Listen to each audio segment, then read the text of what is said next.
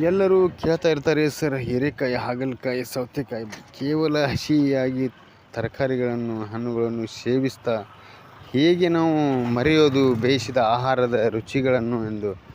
ಇಲ್ಲಿ ನೋಡಿ, ಅಮೃತ ಮಾಡಿದ್ದೇನೆ ನಾನು, ಅಮೃತ.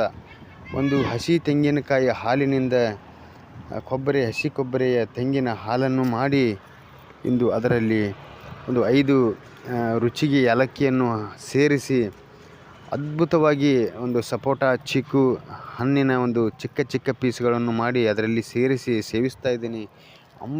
ಅಮೃತವೇ ನಿಜ ಇದು. ನಾವು ನೂರಾರು ರೆಸಿಪಿಗಳನ್ನು ಮಾಡಿದ್ದೇವೆ. ಪ್ರಕೃತಿದತ್ತವಾಗಿ ಸೂರ್ಯದೇವನಿಂದ ಬೇಯಿಸಲ್ಪಟ್ಟ ಸೂರ್ಯ ಕಿರಣಗಳಿಂದ ಅಪಕ್ವವಾದ ಒಂದು ಹಣ್ಣುಗಳು ಪಕ್ವವಾದ ಮೇಲೆ ಯಾವ ರೀತಿ ನಾವು ಅಮೃತದಂತಹ ರೆಸಿಪಿಗಳನ್ನು ಮಾಡಿ ಸೇವಿಸಬಹುದೆಂದು. ಎಲ್ಲರೂ ಈ ರೀತಿಯಾಗಿ ನೂರಾರು ರೆಸಿಪಿಗಳಿವೆ.